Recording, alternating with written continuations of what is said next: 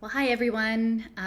It's Allison on the McDowell sofa, and I'm just going to spend a little bit of time going over a map that I've worked on. I was a little bit slow about it. It's sort of the confluence of a number of different resources. Some friends of mine had sent Steffers and friend Darshan and Hanging Thief and Natasha and I think Melanie, like a number of people sort of had things have come to my inbox recently, and they all sort of started to converge. And so I thought I'd do sort of a stream of consciousness map centered around the fires in Maui. And I know a lot of people have already been talking about that, and now we're on to our next disaster, which I guess is flooding in Southern California. But for me, I wanted to sort of put my own spin on it because I've really been focused on this idea of the socio-technical cyber-physical systems and the way in which society is being modeled as a cellular organism through embryology and division and cell division and identification and grouping and regrouping to sort of build this global networked brain that Oliver Reiser has been talking about since 1946 in his World Sensorium. I wanted to use the fires in the context of Hawaii as a highly militarized island nation. Again, sort of the struggle between indigenous practice, indigenous Polynesian practice, and U.S. empire practice. Again, knowing that a lot of that polarizing narrative is being set up to drive things forward into a place that I think most people are not aware of what is coming. So that's why I wanted to talk about Jeremy Pitt and how that might apply to this JumpSMART Maui project that someone had sent my way. I think maybe it was Melanie.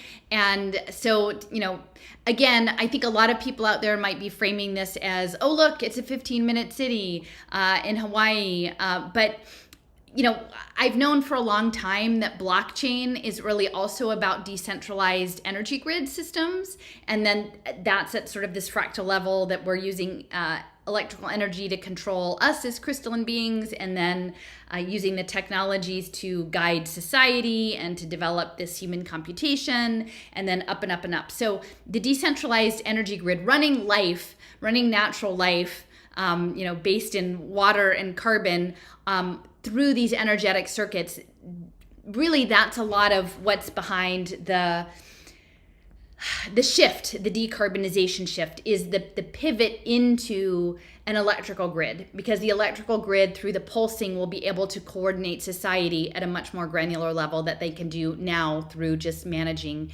economic structures. So I wanted to sort of look at this JumpSMART Maui, the smart energy, smart cars, smart grid that was set up a number of years ago. It was a partnership between Japan and the United States. And also partners in that were University of Hawaii and the Electrical System and the Economic Development Board. And then in Japan, Hitachi, Mizuho Bank, Cyber Defense Institute, and this entity called NEDO, N-E-D-O, which is the New Industry and Industrial Technology Development Organization. And they're actually affiliated with the Society 5.0, the Japan Moonshot Project. So, I wanted to sort of bring this up and mention, because this diagram where you've got, individual optimization and then total optimization, smart city platforms, right? You have a lot of it's hinging on electric vehicles and autonomous self-driving vehicles, battery power stations, how the batteries will be used in individual people's homes, and then how they will be networked at a social level. So I believe that the networked circuitry there is part of the planned social computation program. And then on the front end, sure, it's going to look like they're interested in controlling your mobility. They're interested in controlling how long you can take a hot shower. They're interested in controlling, your thermostat, the Nest, all of those things. Those controlling mechanisms are what most of the people are going to be talking about, is how they use the grid to control people in a sort of a top-down fashion. But I believe, based on the research that I've been looking at, that ultimately the goal is to use this circuit-based infrastructure to create quote unquote choice points in behavior management that are going to lead to the creation of the hive mind, ant computer, eusociality, global networked network state brain project that is going to be used for some computational purpose. So it's not just that they're going to limit you in every way, but they're going to create a game board, and the game board is run in electrical circuitry, distributed electrical circuitry, because again, they need it to have, in order for the choice aspect, the wisdom of crowds to be mined, it has to be decentralized, and that's why we're getting into the decentralized energy grid that is electrical, and that is going to be run through the blockchain. And that all of these things will be digitally twinned and nested in one another, because you've got the individual levels, which is individual houses, individual cars, individual villages, and then they're networked up into towns, cities, mega regions, right? And then all of that is twinned all the way down and then put into the predictive modeling that's going to be happening. So in this context, so this is sort of the launching point, is looking at the smart grid as a socio-technical system. Now, I do want to just take a minute to revisit this clip that I had played before of RFK Jr. I don't know that I'm going to need to play the whole thing, but this is from 2012. Again, Robert F. Kennedy Jr. is, I don't know when he ended his relationship, but was a managing partner with Vantage Point Capital. And they had invested in a lot of emerging technologies, specifically clean tech. That was kind of his wheelhouse, is clean tech. And energy, alternative energy systems. And so he's pitching this idea of the decentralized energy grid in free market economics, and that his organization was changing legislation in California to advance that. But then shortly thereafter, we had the Enron disaster with the free market economics in energy, which ran all of the energy out of California so that they would buy it back at higher prices. So in this clip, he also sort of touches on the idea of human energy. And this human energy project is pretty important. So I'm just going to play a bit of this just to refresh people's memories if they sort of forgot that RFK Jr. and Vantage Point Capital are in the middle of all of this decentralized energy grid planning, smart grid planning. A marketplace that turns every American into an energy entrepreneur, every home into a power plant. So every American as an energy entrepreneur, and every home as a power plant. Now keep that in mind, because that's really important as we move forward into synthetic biology and humans being the batteries. And powers this country based upon American entrepreneurship and initiative and human energy, and what Franklin Roosevelt called America's industrial genius. So human energy, right? So he's interested in human energy, he's interested in entrepreneurship. And what I just want to re-emphasize for people is that when you hear entrepreneur, I would substitute the word agent in a simulation. So if you're an entrepreneur, you're out there and you're, they imagine that everyone's going to think about people who are just small business owners, that you're entrepreneurs, but ultimately it's your choice architecture that you are an agent in the simulation. And that's what the modeling is about. Other than Saudi Arabian oil. And, we can do that. We have the capacity to do that. I'll just tell you, we have an irrational marketplace right now. In 49 states, the way the utilities make money is by burning as much energy as possible. So my group, Natural Resources Defense Council, rewrote the rules in California in 1982. So that the way the utilities make money in California is by conserving energy and reducing the use of carbon-based fuels. So, and this was not a radical idea. The way, before we had deregulation in this country, the way the utilities made money is they would, it's a regulated industry because it's a monopoly. So they have to go to the Public Utility Commission and say, I want to build a dam, a capital project. It's going to cost $100 million. We want to make 15% profits per year, And we want your permission to build the dam and then to integrate our profits into the rate base so that all the ratepayers pay us back for the dam over time and give us a profit annually. They had to show need, and the PUC would stamp it, approved, and they'd go ahead and build it. And they made guaranteed profit. So today in California, the utility CEOs will go to the Public Utility Commission and say, we want to tear the Edison light bulbs out of 1 million homes and replace them at our cost with LED light bulbs that provide better light and that use 12% of the energy. Well, on the LED, remember, optogenetics is really important. And the next phase of computation is all about optics and photonics. It's light-based computing. So addressing light and man-made light systems is actually really important when we understand what's coming in the next phase of how computing is going to happen next after Moore's Law. We want to go into 1 million homes and tear out the antiquated hot water boilers and air conditioners and replace them with more efficient models that use 8 or 10% of the energy. It's going to cost us $100 million. So what he's talking about there, again, this is 2012, but again, on the surface, it sounds perfectly reasonable, right? Energy efficient appliances. So of course we'd want energy, that sounds like a good plan. What I'm sure he knew at the time was that energy efficiency would be sensor-based smart appliances.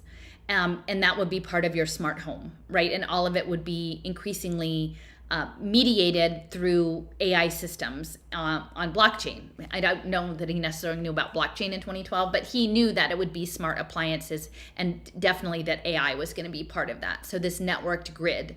And again, the framing is that this is a free market in energy and that you would be an energy entrepreneur in your home.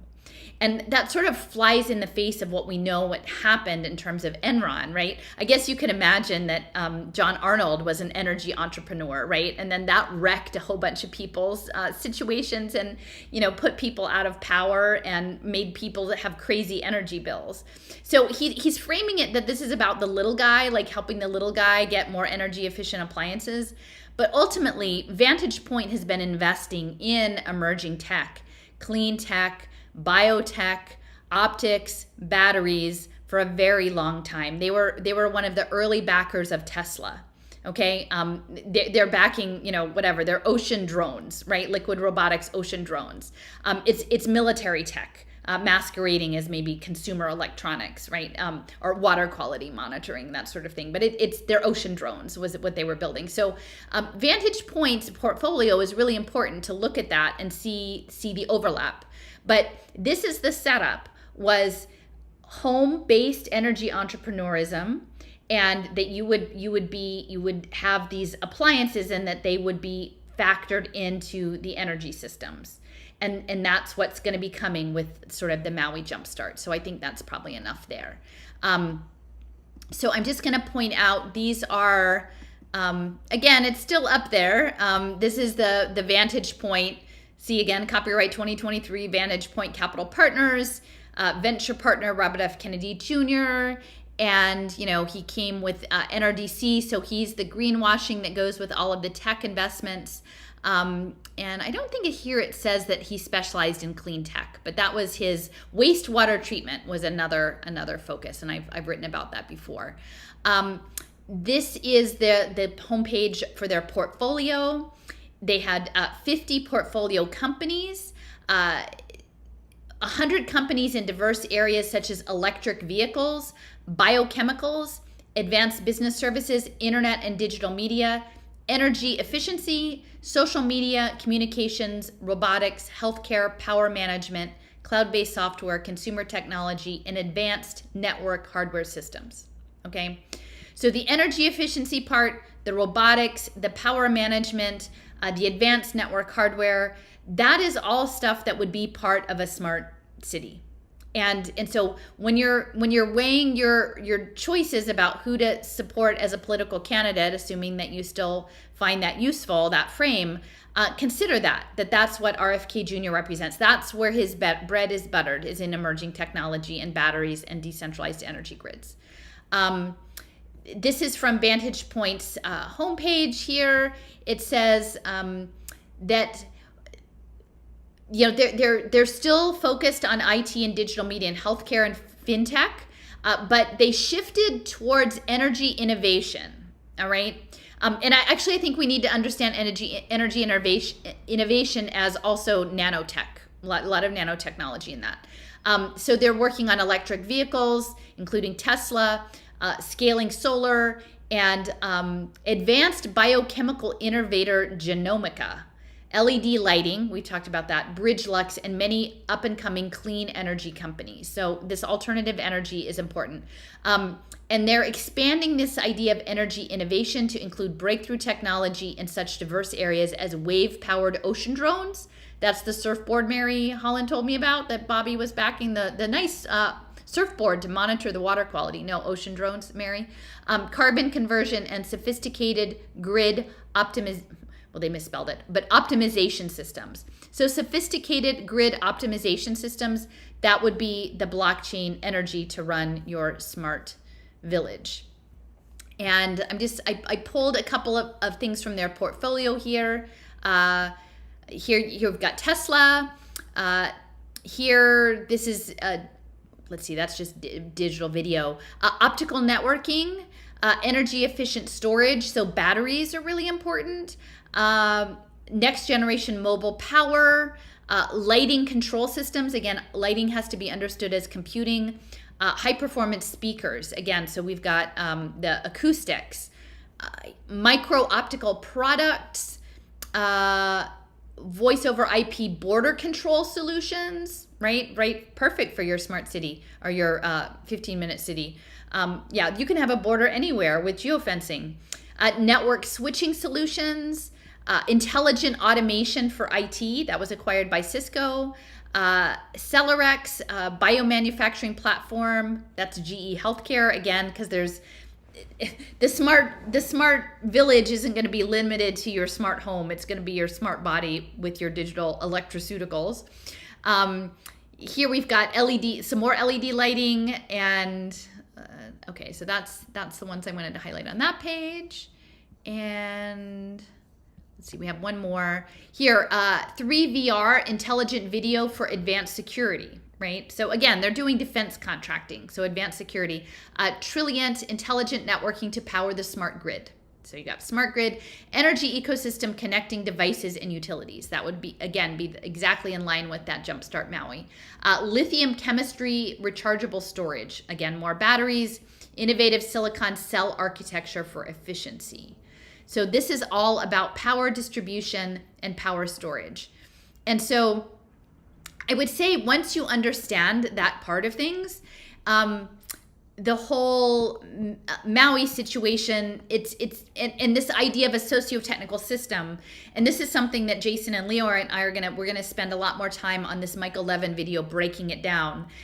But when Michael Levin is talking about embryology and using electricity in tissues to convey information and to rearrange things like frog faces and to look at morphogenesis, those same ideas are being used at a social level. And again, that's John Clippinger and Sandy Pentland at MIT Media Lab, the social physics, right? And again, we have the human-computer interface where we're digitally going to be connected through our digital twins and our digital identities most likely on decentralized ledger systems to be twinned and steered. And so again, it's not going to be a totalitarian steering that there's only one choice, but it's that the game board that we're going to be put in as agents / entrepreneurs will be mediated by smart contracts on blockchain logic. They will be logic gates, and those logic gates will be circuits. And the circuits will be programmable, and they will be programmed with certain options for some people, different options for other people, to create an orchestration where society gets played like an instrument towards some sort of larger computational process. And I believe that that's what's happening. So the circuitry, the battery storage, because again, it's decentralized. The goal is not to have one big power plant that's too centralized. They want decentralized because the Web3 is about the choice architecture and making that embedded in your environment through cyber-physical systems. So that choice architecture needs the decentralization. So it's going to need the next gen nuclear, right? With your handy dandy radioisotopes you can tap off the back, to manage whatever cancers that you've got with all this EMF radiation running through all of us. And it's going to need batteries to work, to hold the power, right? The batteries to hold the solar, the wind, and the nuclear, because they want it distributed.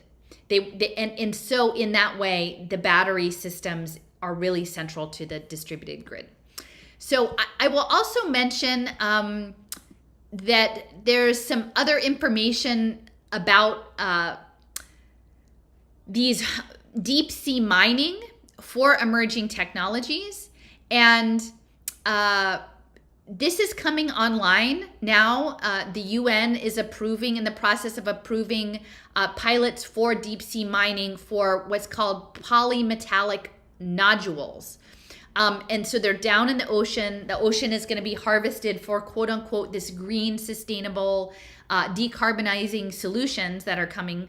And so that was, I guess the first pilot was in last summer. And so now they're in the process of starting with doing the regulation of this. Here's an article, Seabed Mining and Blue Growth. And again, I will say when I was looking at Bloomberg Philanthropies, they have their hands in everything, in education and what works government and digital systems, digital transitions. They're also interested in the ocean as well. So they're looking at mineral deposits under the ocean in the deep ocean as a source of rare earth elements. And these rare earth elements, they call them short REEs. They have unique physical, chemical, and light emitting properties and are needed in developing and implementing clean energy technologies. And again, clean tech, that's what Vantage Point was about. That was their emphasis, and that's, again, RFK Jr.'s alignment there. These materials, these rare earth elements, have multifunctional and industrial uses, such as high-strength magnets, medical devices, mobile phones, flat-screen TVs, energy-efficient lighting, and superconductors. So the energy efficient lighting, RFK Jr. was just talking about that in 2012. But these are all, again, we're going to kill the the planet to save it. We're going to mine it to simulate it. We're going to, and a lot of people have problems with this, fortunately. It's good to know, but there's a lot of pressure behind needing to get this and creating a narrative that justifies it. So in Hawaii, this is from this spring, that there was legislation pushing for a ban on deep sea mining because there was concern that they would be in the proximity, that the impact from all of the, I guess whatever it would be, dust or effluent off of the mining process would compromise the coral reefs and the habitat in and around Hawaii. So they're hoping the legislators had a Senate Bill 376 to prohibit the extraction of minerals and mining in all state waters. And it says that it would not allow for any permits to be issued for any operation that impedes on Hawaii seabeds. So Hawaii is trying to at least put down, and I think this is really important because someone brought to my attention the focus on the fires. It's interesting because this is another long-term huge issue, that if you're talking about fires, you're not talking about the deep sea mining. So that's important to understand. Again, here's another article. Permits for deep sea mining could affect waters near Hawaii. This was in July. So this is still a very current topic. It says the UN body that regulates the world's ocean floor is preparing to resume negotiations this month. That was July last month, or that was this past month. That would open the international seabed for mining, including materials vital for the green energy transition. Okay, so the UN is going to be pushing this as the green answer, right? And it says the negotiations could affect deep sea mining in an area called the Clarion-Clipperton Fracture Zone, which is 1.7 million square miles between Hawaii and Mexico. And again, we know that Mexico is down with all of this transition as well. So that's a lot of space, right? Imagine trying to come up with a narrative that justifies deep sea mining in 1.7 million square miles to save the planet. It doesn't add up. It's just not adding up. So the other aspect of this is that some of these rare earth minerals and the mining process unleash radiation. Okay, so there's radioactivity in these nodules, these polymetallic nodules. So this is from an article from May from Deep Sea Conservation Coalition. They're asking for a moratorium on deep sea mining after a scientific paper was released warning of alarmingly high concentrations of radiation in polymetallic nodules, which subsequently exceed safe international levels. Radioactive particles include radium-226, radium-222, thorium-230, and protactinium-231. Oh, sorry, it's radium-226, radon-222, thorium-230, and protactinium-231. Now, I will point out that thorium is being used in next-gen nuclear. So a lot of those reactors are thorium-based reactors. So that's important to notice. So there was a paper that came out in May that said also the residual products from the mining slurry, that's the word, slurry, not dust, which is seawater, sediment, and nodule fines, would be released into the ocean as a discharge plume where radioactive particles could be ingested by marine organisms. And so they talk about the impact on humans of like maybe eating these deep sea, but really the ocean, like we're mining it, like mining. And, you know, John Trudell was always talking about that, the mining of the earth, just the violence of that mining process, not to mention the radioactivity. And, you know, in the past, we've talked about radiation hormesis. That's something, you know, that they're going to start to be promoting, this idea that low doses of radiation are actually good for you, right? Incurring mutations is actually beneficial somehow. So that's on the way. And so here is just another thing, just pointing out Vantage Point. This is from 2012. I guess they were having some issues. It says fundraising and personnel woes hit even the largest clean tech VC players. So they're in clean tech. This is a list of the firm's clean tech investments, including, so they have two sections, lighting and efficient semiconductors. And again, eventually light is going to be the new kind of computing. So we've got the lighting, but then we have Vantage Point smart grid investments. And that included Trilliant for smart grid communications, Emali lithium ion batteries, and Amprius battery components. And then other stuff included A Better Place EV charging and battery leasing. And those electric vehicles, that's exactly what the JumpSMART Maui is about. So just to, you know, this stuff, these are the electric vehicles. RFK Jr. and Vantage Point are heavily invested, or have been in the past, heavily invested in the development of this infrastructure. Like, it's just there. They just tell you exactly what it's about. So I'm sure that the task before them is going to be to, if they haven't brainwashed all the resistance already, is to, if there are people who are skeptical, they're going to have to try to frame this smart grid technology and these electric vehicles and the battery systems as a liberatory entrepreneurial effort. Right, so that's what they're going to have to do. But it's pretty clear for most people who are skeptical about exactly what's happening in the quote unquote greening, the mining, deep sea mining for green, that it's not adding up. Right, that none of this stuff is adding up, and that it's not actually about liberation. It's about predictive modeling and cybernetic control grids. So, let's see. So I'm going to just mention over here, this is, somebody also brought this to my attention. IEEE, which, I've been sort of a gadfly in some of the IEEE metaverse webinars, that they were actually planning to have a conference in Maui in October, and in the area that was hit by the fire. And so they've since relocated to a different part of the Hawaiian Islands that I guess actually, so they're now in Honolulu, but they said they were just felt really bad about it, but they've relocated. But the conference was on systems, man, and cybernetics. So that's quite interesting. Like, we're looking at JumpStart Maui, and the JumpStart Maui project, it was in, I'm not sure the date. It's like 2018 or 2016, I think. So it's the NITO Smart Community Case Study, Japan-US Collaborative Smart Grid. And yes, so it says during the period between 2011 and 2016. So actually it's been a while. So it started more than 10 years ago.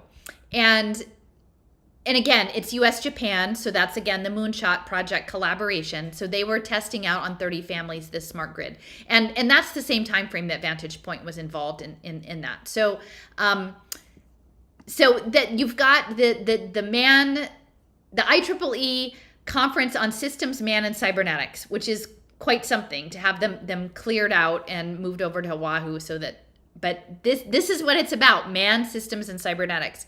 So there was a listing of some of the abstracts here, and let's see, I guess they're different papers. So there was a list of abstracts of papers that were going to be presented, and I just picked a few that seemed appropriate.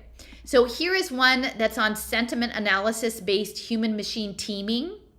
And again, you and your house are going to be a team. You and your car are going to be a team. You and the village are going to be teams. Like, it's all going to be digital teaming. And then it says for improved situational awareness in simulation environments. So again, sentiment analysis. They need to know what your emotions are and how you're feeling to feed it back to the machines that we're interacting with. Here's another one, cybernetic telepresence humanoid avatar robotic astronauts who are going to be your doctors. And so here's a picture down here of a guy in a hospital bed with a humanoid-ish, sort of a basic humanoid robot with a digital face on it.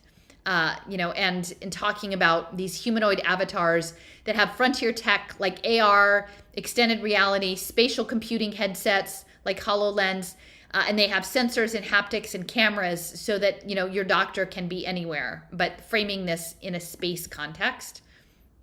And there's another one about the need for ethics education for responsible research around brain-machine interfaces and neurotechnology. So yeah, the horse is way out of the barn there before we've even actually had any of the ethics conversations. So that's an interesting connection to Maui, that the conference was planning to be there in October. This new energy and industrial technology development organization, this is the press release for the demonstration project. And again, now their press release originally said it started in 2011. This press release is from 2013, but it carried on through 2026. And it says here that they were going to model smart grid technologies. This is all about decarbonization, low carbon social infrastructure, right? Social infrastructure, I believe, is about human computation, socio-technical systems, cyber-physical systems. That's what Jeremy Pitt was focused on. And so it said that based on the results and evaluation of the project, which had 30 families, I believe, that they would be building a business model for the future island smart grids that will be built in other subtropical regions with environmental conditions similar to Maui. And so we know that actually a lot of the blockchain crypto space has been targeting islands. Now, of course, there are financial and covert aspects to having offshoring, these projects. But a lot of island nations have also been targeted with adopting crypto. I'm trying to think. I know that Celo is active in the Philippines. I'm not sure if they're working in other island areas, but this idea of alternative currency, because if you're going to start with developing and reimagining society as a computational infrastructure through smart contracts and maybe bioelectronic medicine and extended reality, you're going to start small. So you'll want to focus on islands. The other thing with these islands is a lot of them, especially in the Pacific, they're hammering really hard on sea level change. So there's a lot of emphasis. So I can imagine that they would be able to advance a lot of these sort of, to me, very problematic emerging tech systems in the name of sustainability on island nations, because they are, the narrative is that they are under threat from sea level rise. And so they're going to be able to insert these policies as solutions, right? The decentralized grid policies, and small countries are perfect for these early test beds. And they say it right here in the press release. We're using Hawaii, but the plan is to develop a case model that we can deploy all throughout Polynesia, these similar island nations. And this is from the NIDO website, and it's specifically talking about Society 5.0, which is cyborg avatar capitalism, that we will, the Moonshot Project Goal 1, that we will live outside of a physical mind and body in time and space by 2050. So this is a page from NIDO's website that talks about robotics and AI, robots, drones, AI, electric aircraft, and automated driving. So they're working on the robots. And here it says, as Japan presses ahead to achieve the smarter human-centered Society 5.0 with extensive adoption of AI, NIDO will encourage the practical application of relevant technologies with priorities in the prioritized areas of productivity, health, medical, welfare, and mobility. NIDO intends to develop an evolutionary AI system, and again, that's fitness, like comparing fitness protocols, that's algorithmic, and that's tied to the smart contract layer, I believe. That an evolutionary AI system evolving together with humans and using innovative remote tech to serve future generations, okay? And so I believe that this Society 5.0, it's really important to understand, because the area that was devastated by the fires was an anchor of indigenous culture and history on the Hawaiian Kingdom, right, before it was overthrown by the US government. And so this, I think, I'm going back to some of my previous work around smart cities as Indian reservations, and the difference between caring for the environment in right relationship, which is what Robin Rahl Kimmerer talks about, right? The indigenous ways of knowing that we are relatives to all of the world, that should be, and we should be cognizant of caring for the environment and for all of the 7 generations, right? In respect to our ancestors, and for caring for the generations ahead of us. Well, and I won't say us because I'm not indigenous, but that viewpoint that we should be carrying out ahead, but as a relative, and actually as the younger relative that should be looking to the older relatives of the stones and the plants life and the lichen and the algae for those lessons of what that is. And increasingly that's being reframed out as sort of bio-inspired design with nanotech computing and this deep sea mining project, right? And so what I want to ask people to do is, in thinking about this, what happened in Maui, I think the tendency will be to focus on, the nature of those fires. The overall agenda, I think, will probably be likely associated with 15-minute cities, and then we'll just dovetail with that established narrative.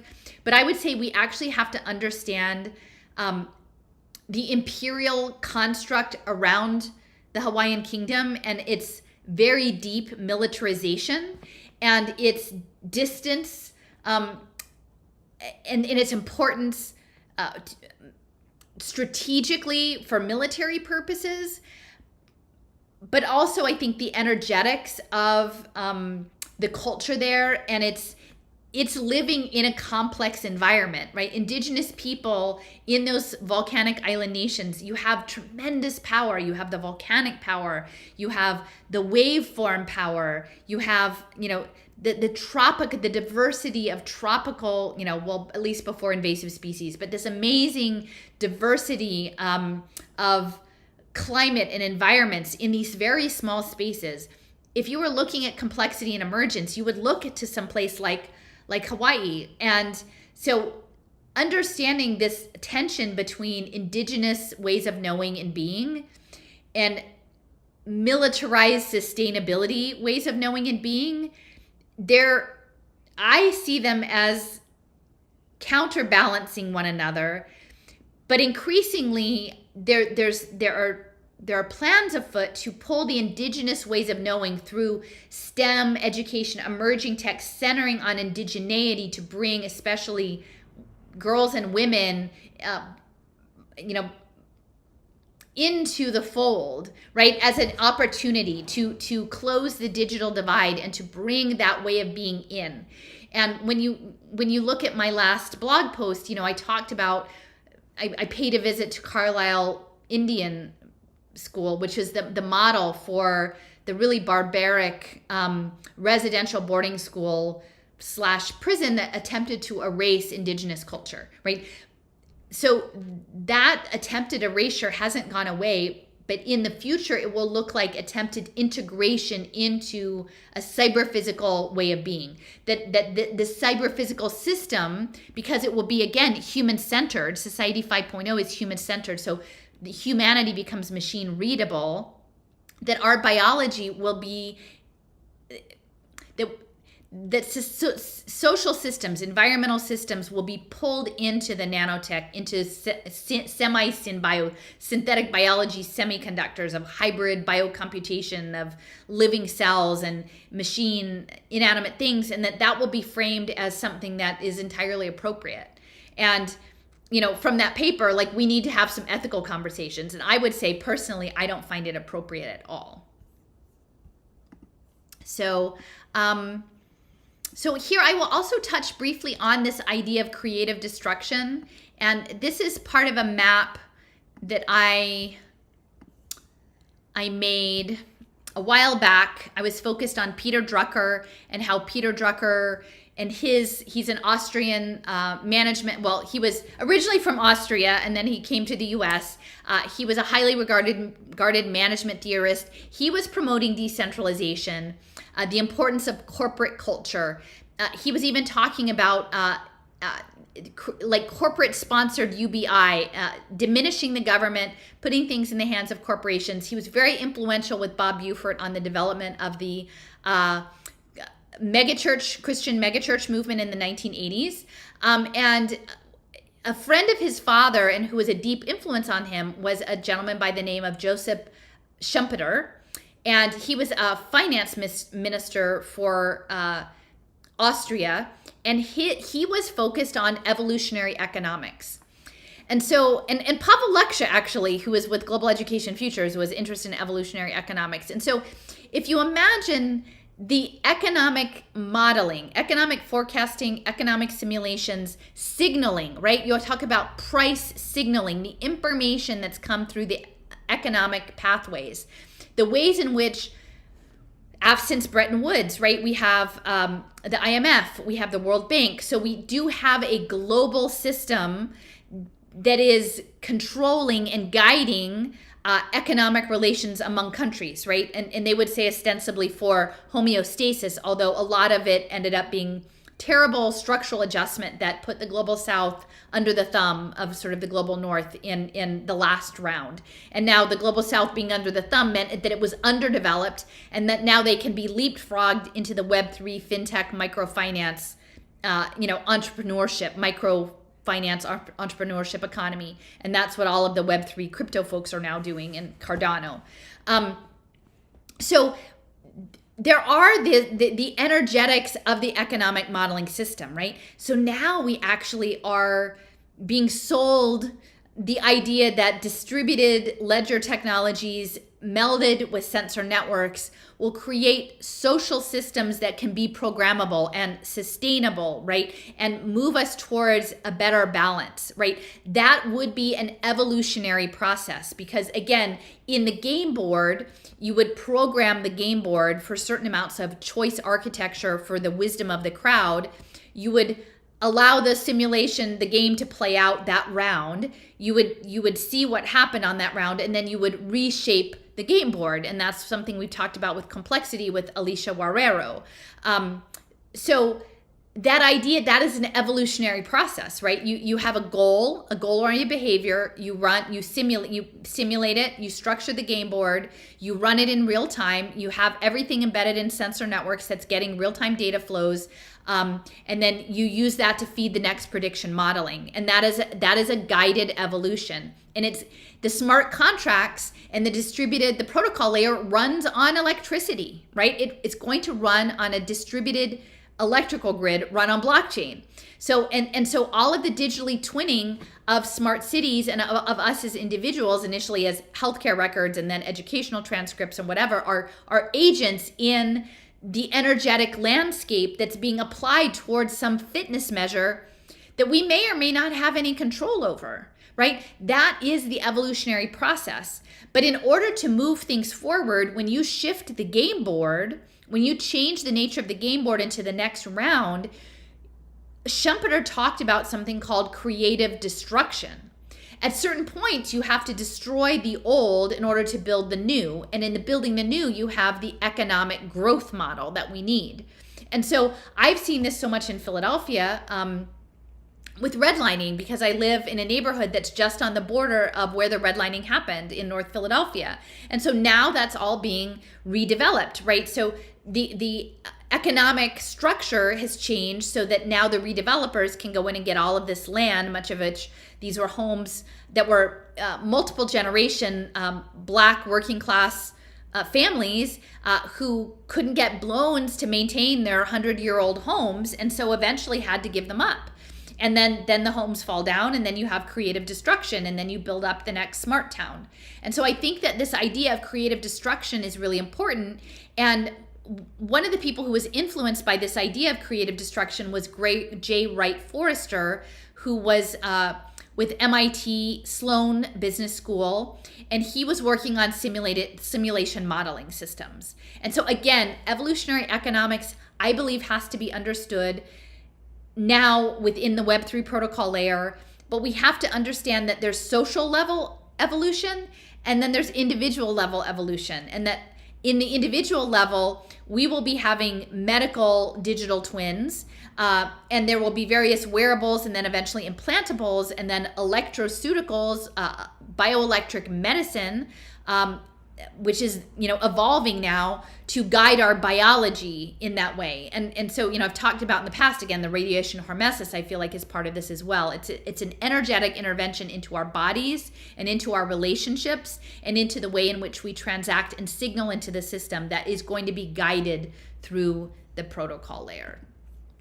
So this creative destruction idea is really important. And then I'm going to just touch on over here. A while back, I was doing some research on Pierre Omidyar and the Intercept, because I was taken in by Edward Snowden. And I would say it's very interesting that, when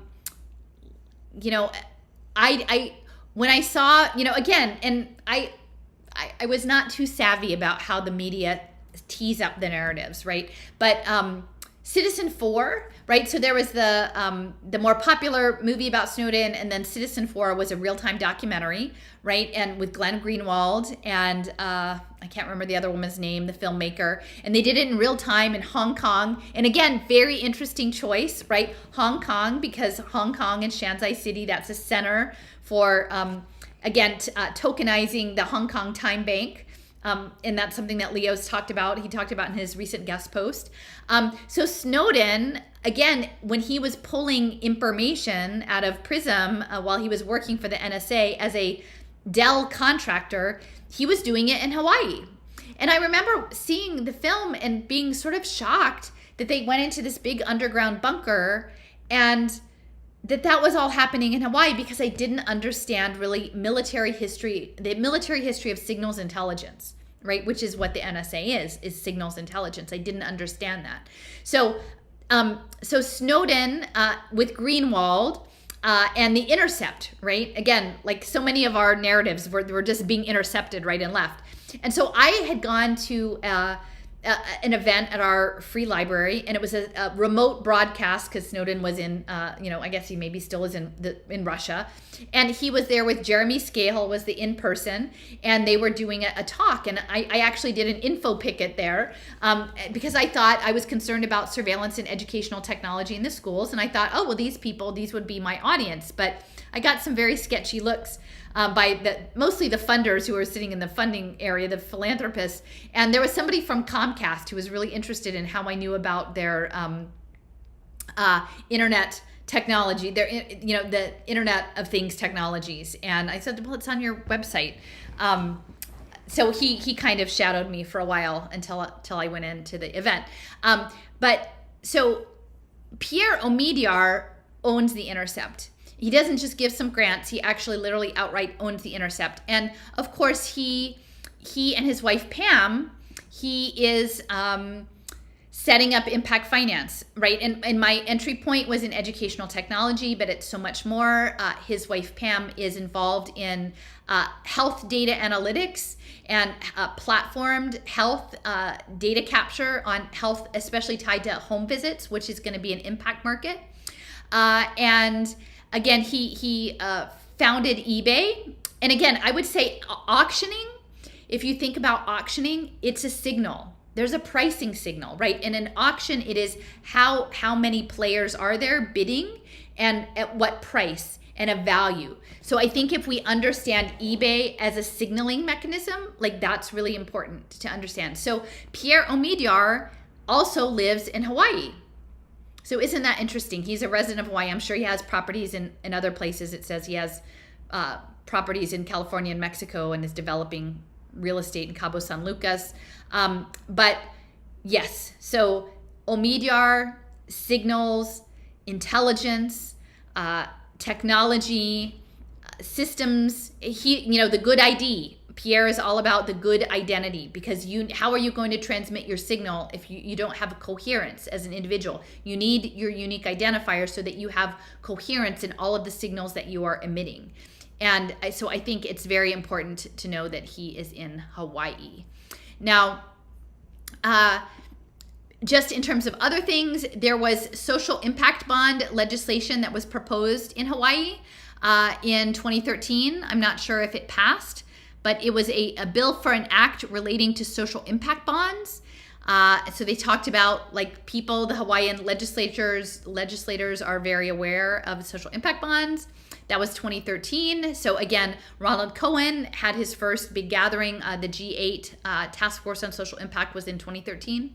And then a few years later, there was parametric insurance legislation proposed. That was in 2017. Senate Bill 799, a bill for an act relating to natural disaster protection. And again, I just want to emphasize that, that's Leo's wheelhouse, and he has a recent guest post on my blog about parametric insurance. So they're pitching parametric insurance because it's a quick payout, right? And some of these early parametric insurance models had to do with coral reefs, which also were in Merida, Mexico, in the Yucatan Peninsula, because for tourism, the coral reefs, so you could see that there would be a similarity to Hawaii's economic interest. So here we have last November, in Artemis, which is sort of the catastrophe bond information source, that Munich Reinsurance backed parametric insurance launched for Hawaii's coral reefs. So again, put that together with the deep sea mining. And I wonder if there's any sort of insurance policies against negative impacts on coral reefs. Like what would those metrics be on, like a plume metric or a biosensor metric about the water quality? I could see that. Now, this is more about cyclone insurance, which I guess relates more to the tropical storm in California that we're dealing with. But again, I guess someone should check out and see if there's any parametric insurance for wind damage in Southern California and see how that's playing out. I will say that in Artemis 2, it also says that in terms of catastrophe bonds, that there is not an impact from Hawaii's wildfires. This was on the 11th of August. It said that even though there was all of this devastation, it's all about what the exposure is to the industry. And that it says that there isn't an impact on the catastrophe bond because our funds aren't really exposed. And most of the wildfire catastrophe bonds are centered on California. And even if they're just general catastrophe bonds, that they don't see that there's a major financial impact, which is, again, that's how the world sees these things now, is it's all about the finance thing. So, and here's the image. If you're looking for Leo's newest piece around the role of the global insurance industry, specifically AXA insurance, and how that's essentially interfacing with signals intelligence and homeland security and risk analytics and planetary simulations, because they're evidently, there's work being done with the Matiga solutions and Microsoft's planetary computer. You should go definitely check that out on my blog. It's about the second or third one in. So I think that's much of the lower level. So this is another thing. My familiarity, I've never been to Hawaii. My connection, my familiarity was initially when I was doing my education activism work. I knew a woman who is a teacher in Hawaii. She was not indigenous, but very active there around supporting public education. And so I had gotten to know her, and then she was also supportive of indigenous rights and was involved in the struggle against the 30-meter telescope on Mauna Kea. And there was a lot of protests there. And so she was an ally in protesting that, which is militarized infrastructure. I mean, I think most of us think of astronomy and we think about just like pretty pictures from outer space or, these nice photos that come back. But really the telescope industry is a lot about the military side of things. So I was paying attention to Hawaii somewhat because of her, because Hawaii was also being targeted for competency-based education. And I would say this is something I want to talk a little bit more about with Leo and Jason. But competency-based education, Michael Levin, when he talks about embryology and morphogenesis and cell division and cell differentiation and how cells problem solve, he talks about competencies, the cell competencies. And so I guess actually I have this up at the top, but I believe that competency-based education, our digital twins with the competencies, is related to that. Is if we were a cell in a team, which is a tissue, which is doing some problem-solving behavior, that the competencies are how we're tracked in terms of putting together the right team for the right problem. And so the adoption of educational technology in Hawaii was really strong, but again, they were pushing back against the normal high stakes. I mean, there was still the normal high stakes testing, but it was transitioning towards project-based learning, where you're going to get these data points about social emotional learning and team building skills. And they were specifically also focused on indigenous cultural schools, mostly charter schools. And I'd seen this in other areas where they were developing specific charter schools to have culturally responsive curriculum for indigenous communities, which on the one hand is important, right? To me, it feels like the solution. If you've got the polarity of semi-syn bio human computation, where we're actually falling into the matrix, and then we have right relationships, being respectful relative to the planet for the 7 generations, like, yeah, I would lean more this way at this point, right? Why is it that charter schools are doing that? And I think actually it's because indigenous culture is,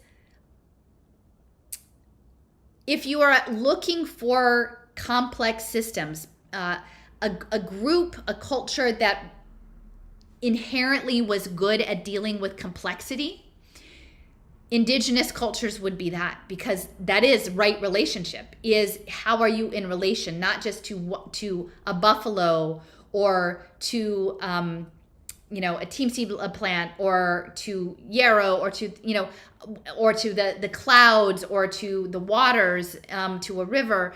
It is all those things, and that is the system. And so indigenous knowledges look at things from a view that today they would call systems theory, systems thinking, right? But they don't call it that. But I can see if you were a systems theory manager, that would be very interesting to you to get that hooked into how you want to use it in the world, right? And so I feel like that push towards indigeneity and competencies is connected to that.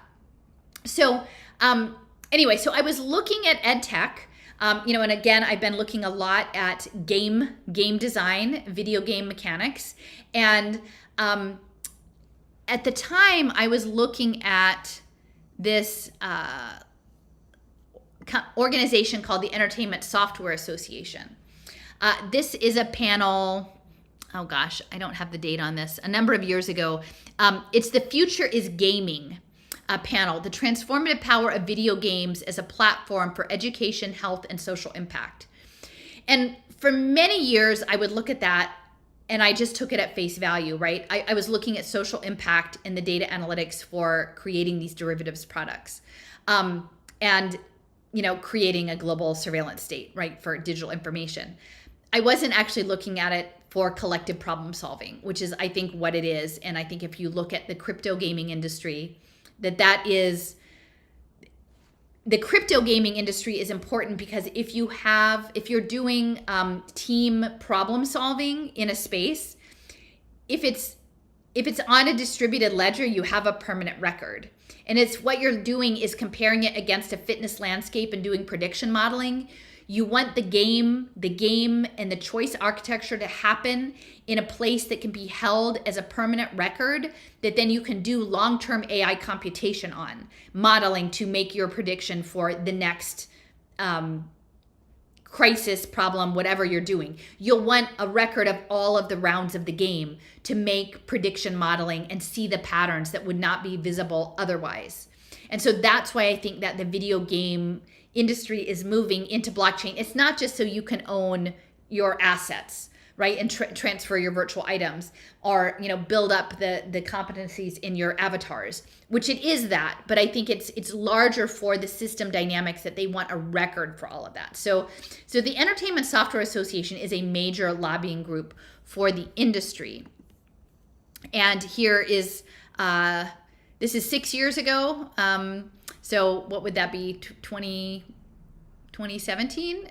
The Reality Caucus launch. So Daryl Issa, who I believe is connected to Ohio. So Ohio is all of what we know about Ohio, right?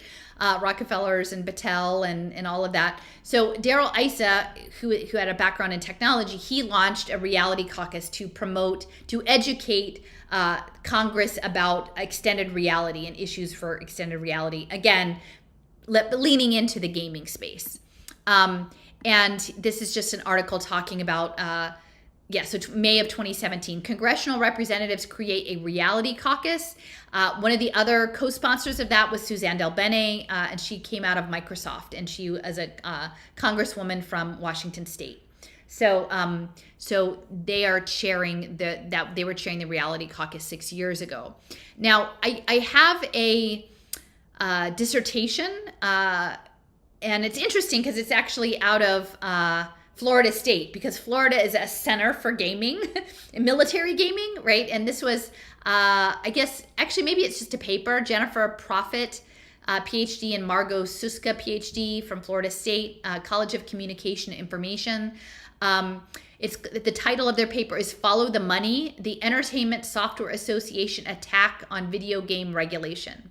And so again, they're talking about it in a pretty straightforward way about the revolving door of influence between the gaming industries and politics.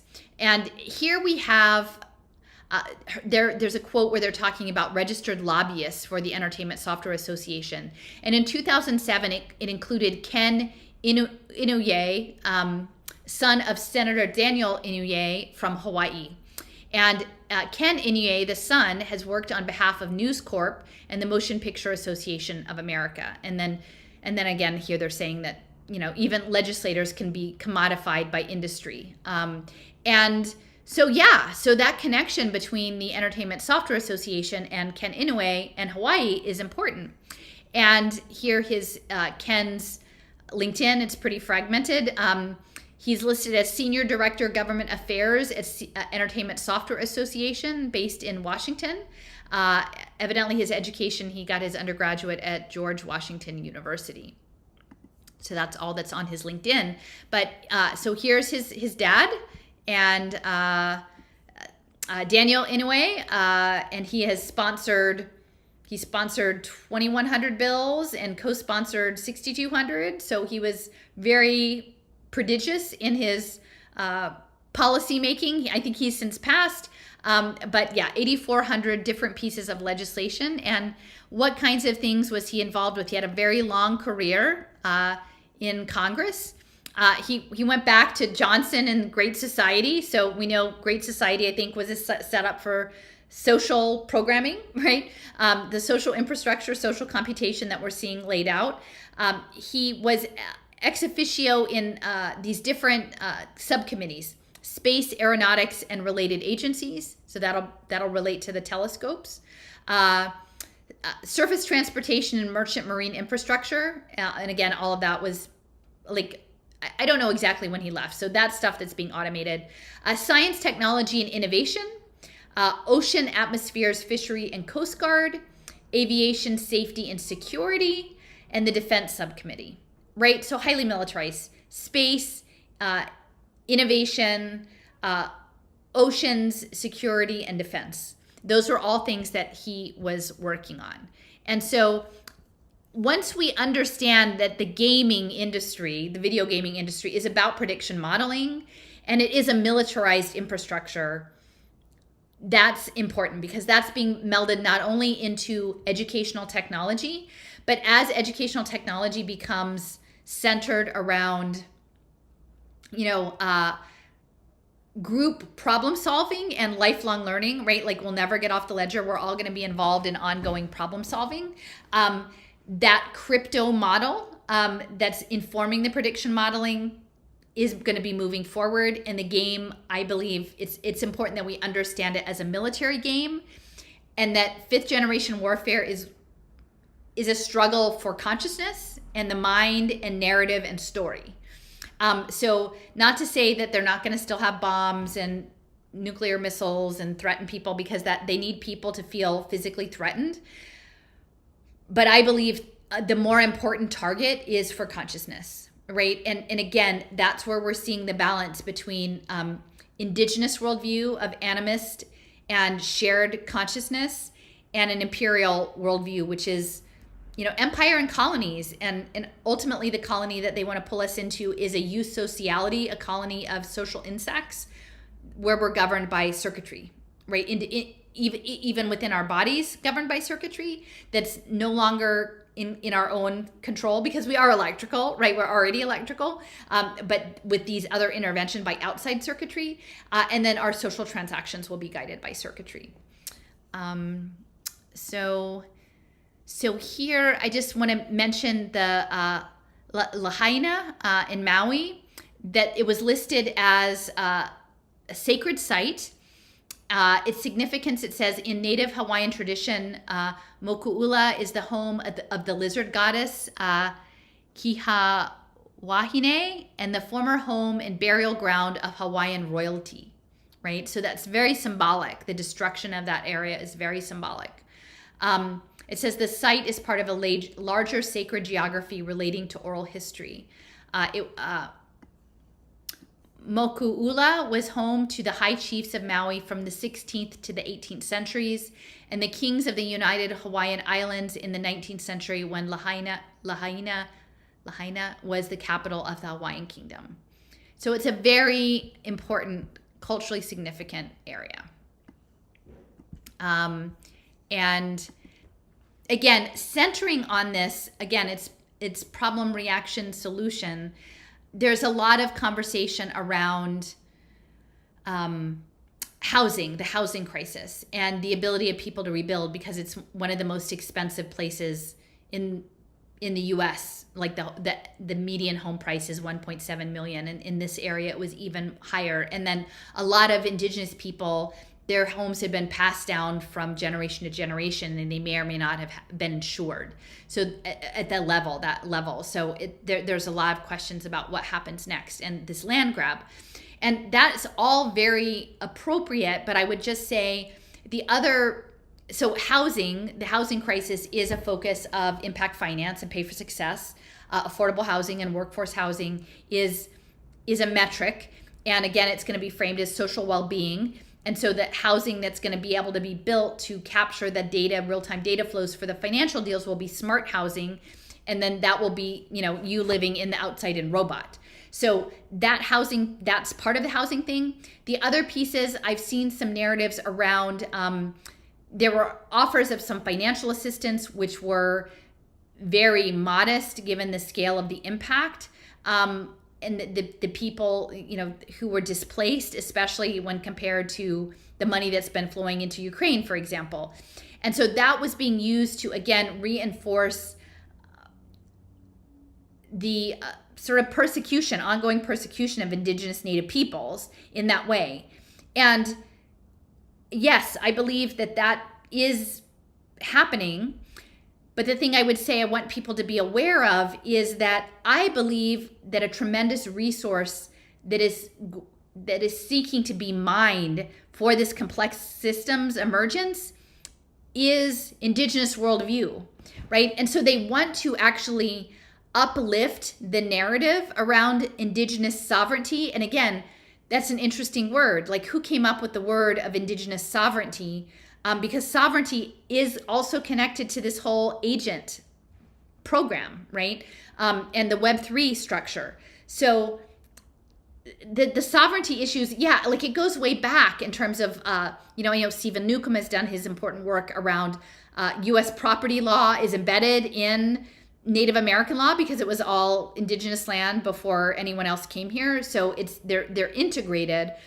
But I would just be mindful that the polarity is what drives it's always problem, reaction, solution. So it could very well be that Indigenous communities are being set up several moves down the way for smart social impact housing, where they would then be under a digital surveillance regime, and the system would get what it most wants, which is having those communities within a digital panopticon to harvest and domesticate that perspective in extended reality.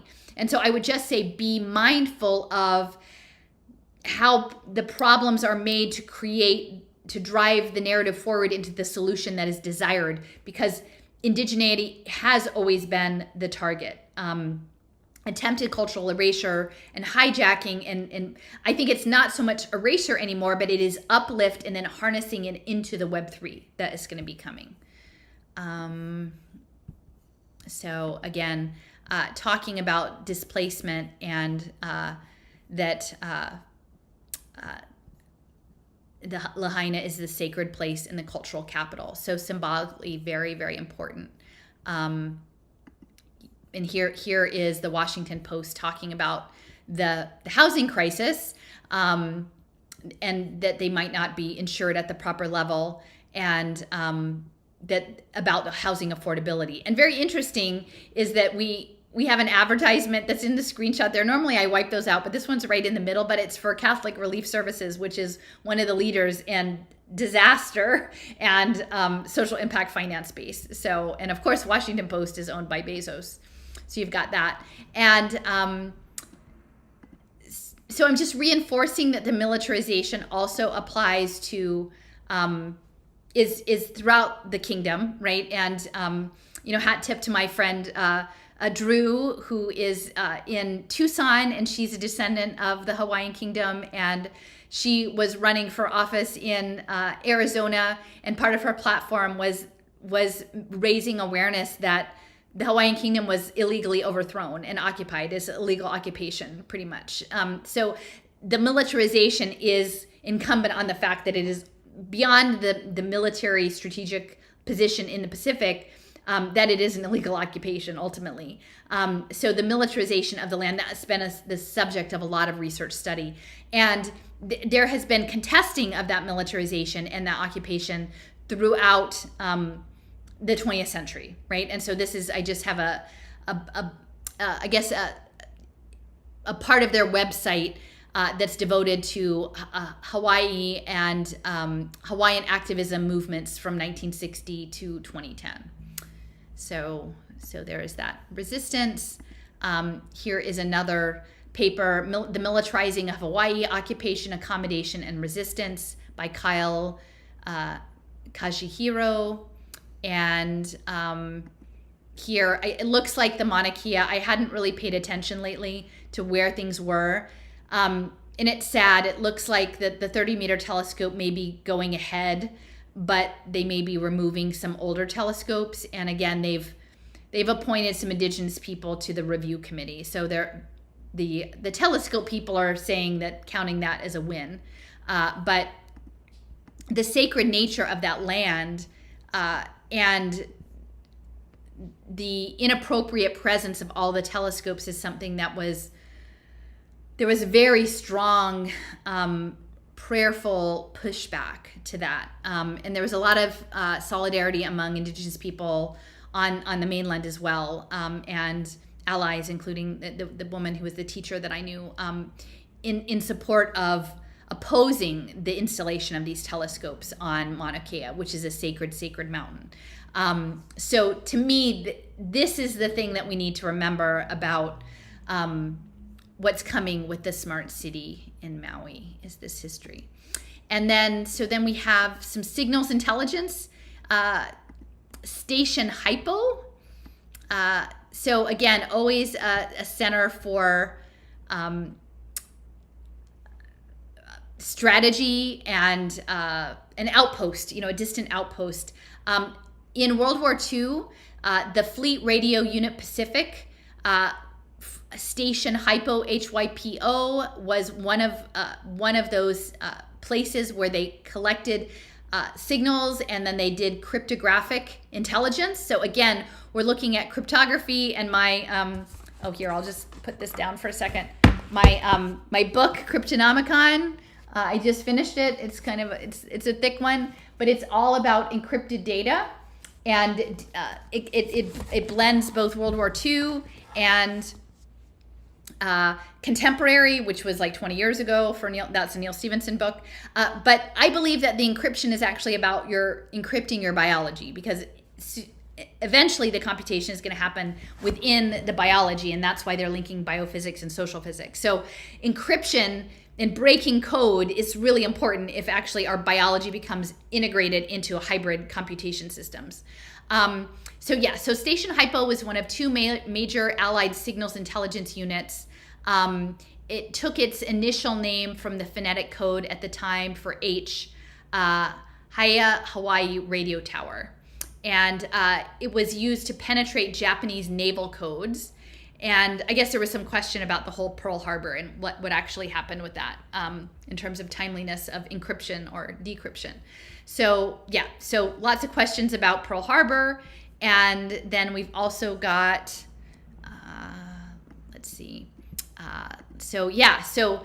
this is CBS News from May 2019, an exclusive look inside NSA Hawaii, the front lines of intelligence gathering. So again, I think we need to understand that the intelligence isn't just geopolitics. It's all kinds of signaling that's happening, and Hawaii is a center for that. And it says that the NSA is the largest of the 17 U.S. intelligence agencies, and that the NSA Hawaii is very busy gathering intelligence and intercepting communications from China and North Korea. And then it does say in this article, anything that travels over the radio frequency waves or inside the electromagnetic spectrum, it can be collected. Okay? We have the ability to pull items that have been collected worldwide. Much of our reporting ends up on the desk of the president. So NSA Hawaii is super important. And again, signals intelligence, that's what the JumpSMART system is. All of these things are emitting the radiation and the signaling for the simulation modeling, for the smart city platform, for the digital twin. So it's really important that we understand the signals intelligence in this larger context. And again, I already talked a little bit about Snowden, but like I was sucked into the drama, you know, I mean, we all get sucked into different kinds of drama. I'm trying to get a little bit more grounded about it. But again, Citizen 4 and Snowden, I thought it was a really impressive movie. I didn't know what I didn't know. And that's what I keep emphasizing. If we can just set aside judgment, good, bad, controlled, who's what, whatever, let's just try to get some clarity, because as soon as we go to judgment, then we start blaming people. And the reality is that we're operating on the information based on what we know. So I wrote about Snowden and him being an employee of Dell when he was at the NSA, and I didn't realize that, and Dell is super important in Austin, right? And in social impact, and not only in ed tech, but in biotech and healthcare systems.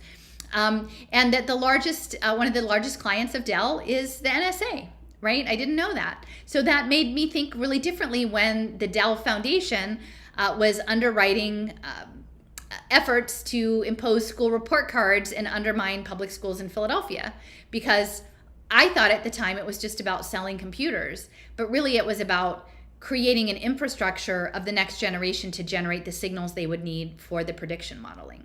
And then, Snowden, we didn't have the whole story there about PRISM, right? And what he was doing in Hawaii. And I think the placement of Omidyar and Snowden both in Hawaii is interesting.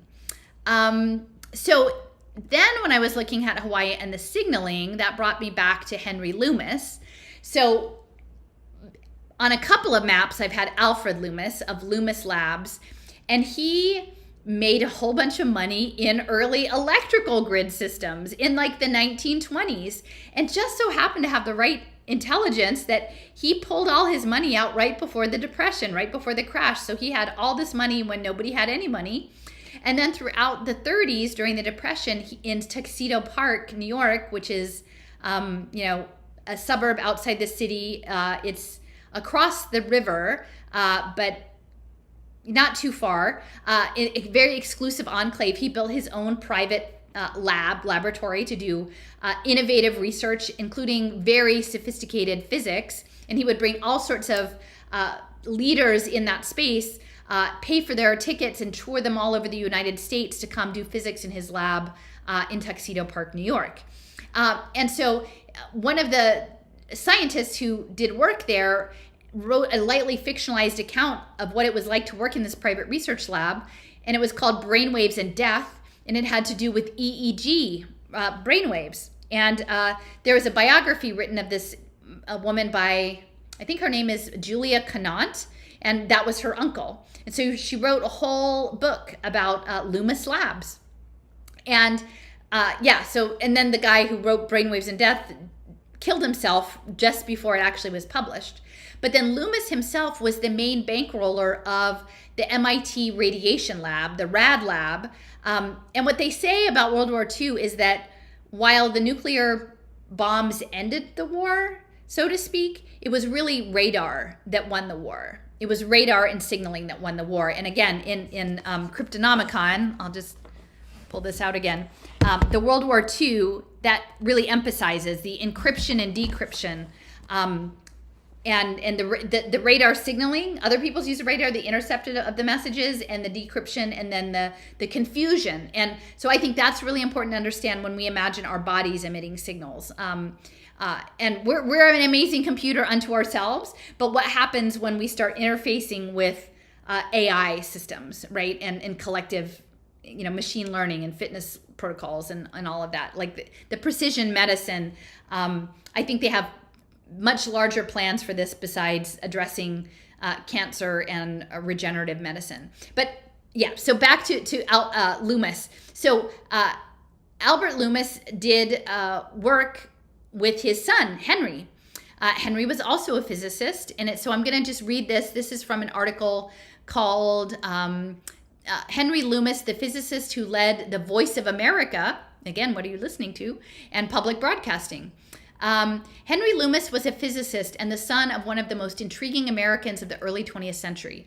But he is best remembered as the man who greatly expanded the reach of Voice of America before resigning to protest President Lyndon Johnson's demand that the network not report on American planes flying over Laos during the Vietnam War. Okay, so Henry's father, Alfred, sorry if I said Albert, it was Alfred. Alfred was a fabulously wealthy Wall Street tycoon who survived the stock market crash in high style.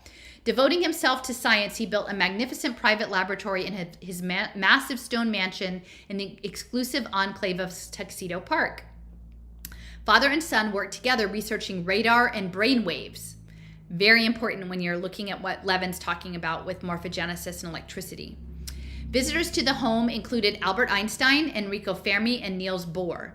With World War II approaching, a young Henry dropped out of Harvard to enlist in the Navy. Assigned to the Pacific Fleet at Pearl Harbor, Loomis helped to establish radar training schools. So again, another important context bit for Hawaii is the signals intelligence and the radar. And so here is a map that I have of Alfred Loomis, the father. Then we have Henry over here, Voice of America. And again, the importance of narrative and story for global coordinating. That's important. He was on the board for 13 years of MITRE Corporation, and MITRE is involved in blockchain, nanotech, as well as impact finance. Another founder of MITRE Corporation was H. Rowan Gaither, who was a founder of RAND and an officer with the Ford Foundation, and sort of a fixer with Alfred Loomis. They were close, so they were both connected through MITRE. And again, Alfred Loomis helped fund the radiation lab, which was working in microwaves and radar. And this was funded and overseen by Vannevar Bush. And Vannevar Bush, interestingly enough, actually graduated from his undergrad, did his undergrad and his master's program at Tufts, which is where Michael Levin is now teaching. And he was working in radio frequency design then.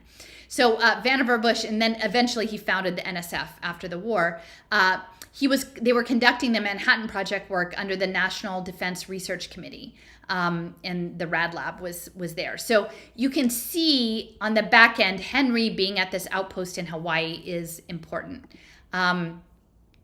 Here we have, again, the radiation lab, Alfred and Henry. Alfred was coordinating on the EEG and the centrifuge microscope with a guy by the name of E. Newton Harvey, who is a zoologist and interested in bioluminescence and luciferase, in addition to EEGs. And think about bioluminescence and the deep sea mining, because I'm not totally convinced that all they're interested in down there are those nodules. I think they're actually probably also interested in those ancient life forms, because a lot of the research into embryology has happened out of Woods Hole and Scripps. Like, it's those tiny little creatures that they're interested in, not just big whales and dolphins. It's the little things and how how cells communicate. That's sort of, and how the neurons, the information communication theory is what a lot of the marine life sciences stuff is. And I had no idea about that. But in the deep sea is where you get those bioluminescence things, right? So they might be interested in what's going on with that. They might be mining life forms down there too. And Harvey's wife, Ethel, she was at Bryn Mawr, and she was an embryologist working on sea urchins at Woods Hole on cell cleavage, which is exactly what Levin is sort of interested in, that morphogenesis and embryology. So I think that's a very interesting trajectory. And again, we just have Tuxedo Park and Vannevar Bush. Bush was also the president of the Carnegie Institute. And the Carnegie Institute was allied with the Carnegie Corporation. They were doing scientific research. But again, Carnegie is also interested in world peace. And that will be achieved through the homeostasis of the electrical energy grid smart contract layer. Henry Loomis, besides working at Voice of America, for 4 years he was an assistant to James Killeen, who was at the time president of MIT, and he founded the Corporation for Public Broadcasting with support from the Carnegie Corporation. So again, all of this broadcasting is happening. And again, managed consciousness, like we're into 5th generation warfare, but it's been going on for some time. Another president of Carnegie Corporation was John Gardner. He was with the OSS, again, the precursor to the CIA. And he was a UN delegate in health, education, and welfare, and involved in education testing service. So I would say it's interesting to think about, like, this education testing service is, what if the entire time it's been going back to agent-based modeling, right? You're testing people to find out their psychometrics. You're testing people to find out their internal qualities. Like, really, that's what all like human resource work is about. Like, you're testing them to find out the parameters of what they are as a unit that can be plugged in with other units for some problem-solving purpose of social computation. So I think that's quite interesting. And how would you get a handle on people? Well, it is through their basic needs, which is their health needs, their food, their education. So all of those systems of the Great Society would be packaging people to get the information to steer them into the right position, like, the Tetris of society.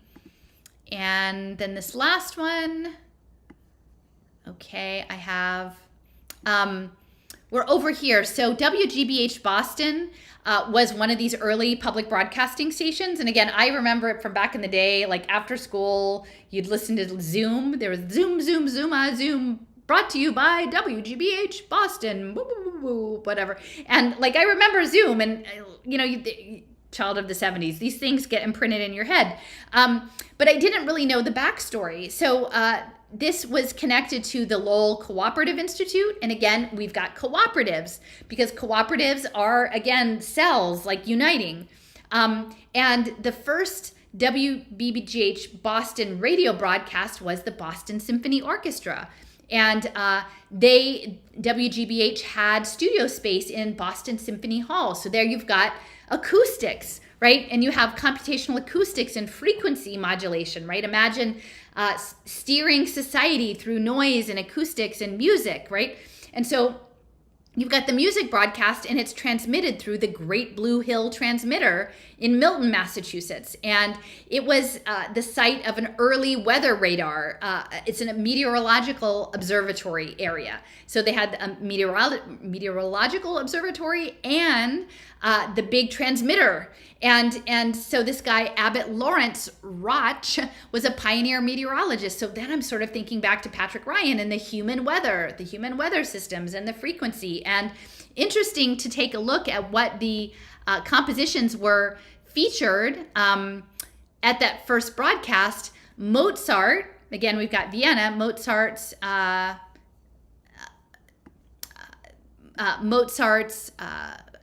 Masonic funeral music, 1785.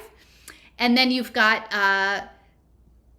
Death and Transfiguration, a tone poem by Strauss, 1889. And you have Symphony 6, Pathétique by Tchaikovsky, his final symphony. So you've got a lot of death, transformation, transfiguration going on in that. Oh, and then you have Aaron Copland gave the opening remarks. So it's very Americana. And then the death and transfiguration. So so the person who gave the money for the transmitter, his name was Edwin Howard Armstrong.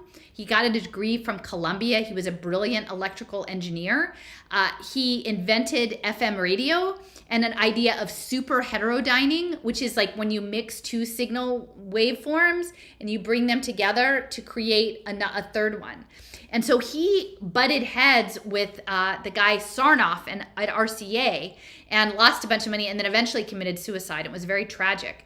But he was in the Signal Corps in World War I. So he understood the frequency. So I just thinking about frequency, heterodyning, masking, signals intelligence, the Loomis Labs, brainwave and death, and that like they're working on now brainwave modulation through biofeedback.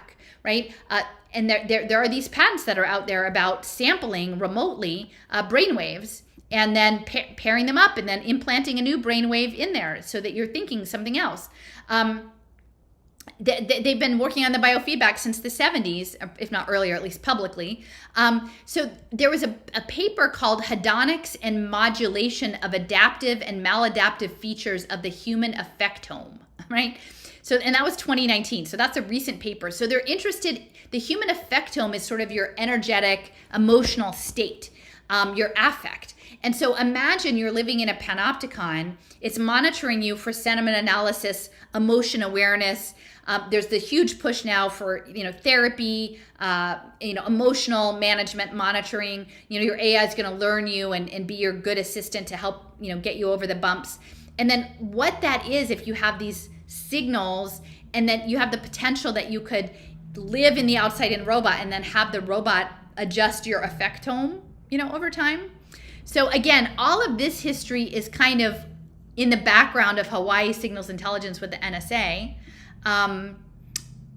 For me, anyway, that's how I think about things. And I'm going to talk, I have a couple of clips here from Michael Levin. I pretty much pulled the whole talk into little clips, and Jason and Leo and I are going to do a more extensive discussion of this. But I would like to share you, and I'd like to just thank my friend Darushan, who alerted me to this talk.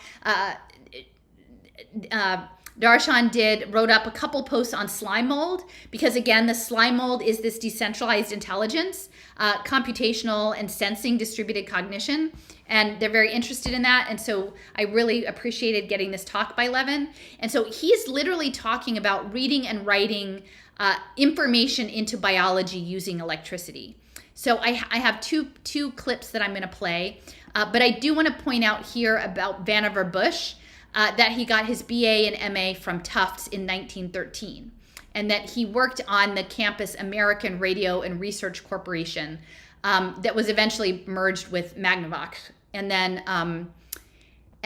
while he was at MIT, he and his former Tufts roommate created the American Appliance Company, which later became Raytheon, right? And so Raytheon does all sorts of defense contracting, including, directed energy and all kinds of managing frequencies for various purposes. So I do want to point out that there does seem to be, at least through the school basis, a connection with Levin teaching at Tufts and Vannevar Bush getting 2 degrees from Tufts. So I'm going to just play this.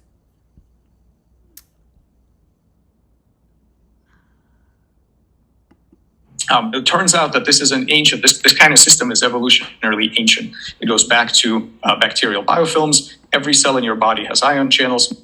It turns out that this is an ancient, this kind of system is evolution. Sorry, that one didn't work out so well. Okay, so, all right. Might have to, okay, let me try that again. I was trying to expand it, but I don't know, maybe YouTube has changed. Oh, there it is, okay.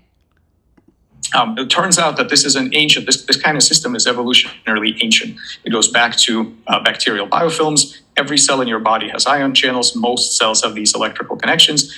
And we can do the same kind of decoding, this kind of non-neural decoding, by looking at electrical activity. This happens to be an early frog embryo. We're visualizing the electrical patterns. And again, try to decode where is it trying to get to in anatomical morphospace. And so we developed the first molecular tools to read and write these things. So here's our use of voltage-sensitive dyes to control the bioelectric patterns within embryos, to read out what all the electric communications are. Of course, we do a lot of computational modeling and simulation to understand how they connect to the channels and pumps that produce them. Beyond reading these, the kind of basically reading the mind of this morphological collective intelligence of cells, we have the ability now to write information into that as well, as people like Tanagawa do in the brain when they incept false memories into mice. So what we can do is we can take all of the tools from neuroscience, and so this is very important. The tools of neuroscience really don't distinguish between neural and non-neural cells. They all work, the concepts, the laboratory techniques, the neurotransmitter machinery, everything works. So what we can do is we can control the gap junctions, which cells talk to which other cells, and we can control the actual electrical states by opening and closing these ion channels. So remember, there are no magnets here, there are no fields, no waves, no radiations, no electrodes. We are using the native interface that cells use to program each other. There's this electrical interface on their surface that controls the information processing. And this is how cells hack each other's behavior during normal development. And also, by the way, how some parasites hack their hosts. All right. So Yeah, so reading and writing and imprinting false memories into cells. So, okay, so I'm going to just do this one too.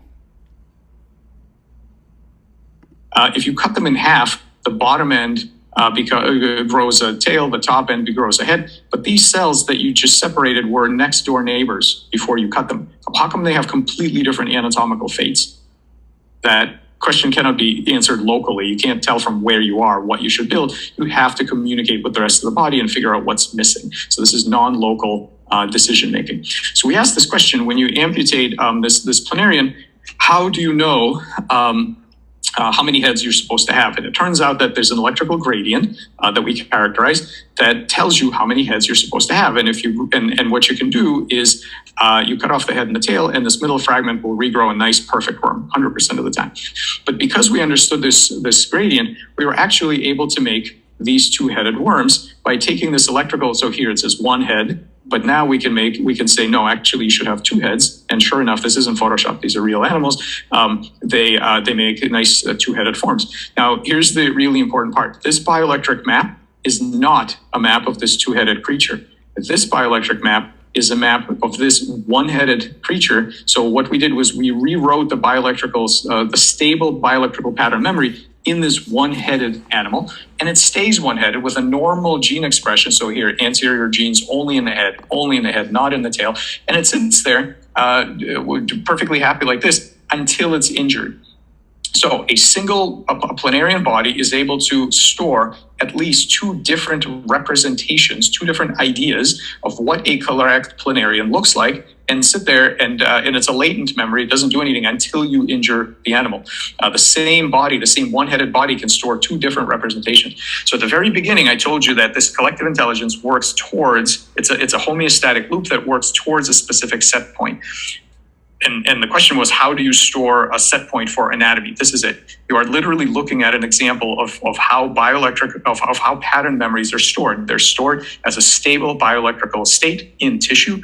And it's this in particular is kind of cool. It's a counterfactual memory because this is not a representation of what's happening now. It's a representation of what you're going to do in the future if you get injured.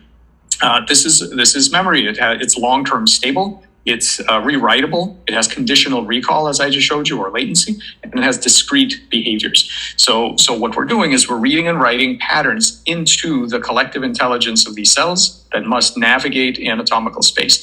And so now what that means is that we can really do the kind of computational work of fleshing out the connections between the electrical state space of the circuit that we understand with all kinds of ideas from connectionist computational neuroscience to understand how electrical networks can store patterns, do pattern completion, and navigate spaces intelligently. Full stack model. Okay, so I just want to point out that in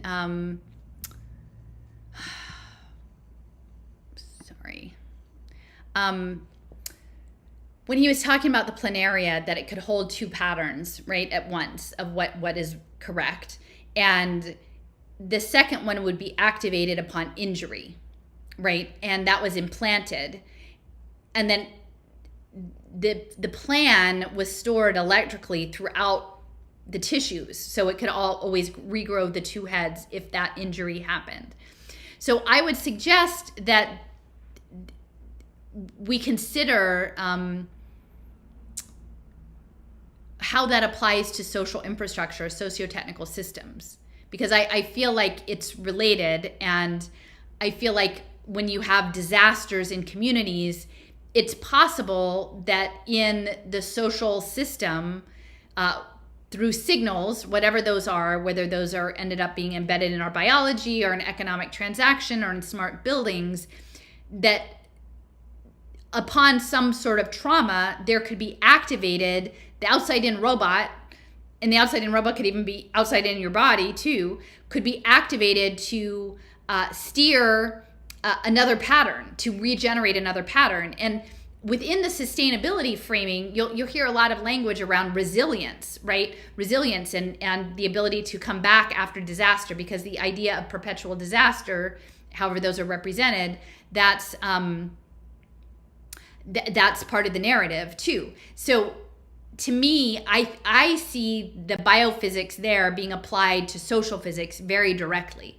And when the people, these nice little people who are down here, and they're being asked to, participate in this nice little project because they feel like it's something that's going to help the world, right? Like a smart car. These are all sweet little people who believe that they're there, and by buying a smart car and being on the decentralized grid, that they're going to save the world, right? Or they're going to be part of the solution to save the world. People don't even have any idea that there are other aspects that may be in play around biophysics. They would have no idea about that. But I think it's important that we start to think about it. So up here, I just want to mention there's a really interesting paper. And this guy, the author, it might sound out there, and it actually was accessed at via BYU, but it might not have been a BYU person who wrote it. John Grazel. I think he actually had ties to USAID. And so it's called Polynesian Civilization and the Future Colonization of Space.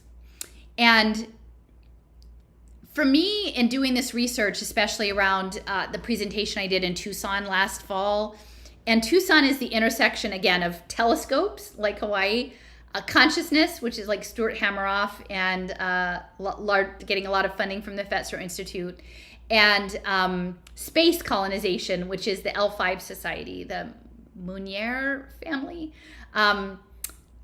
So space and colonization are space and consciousness are sort of intertwined.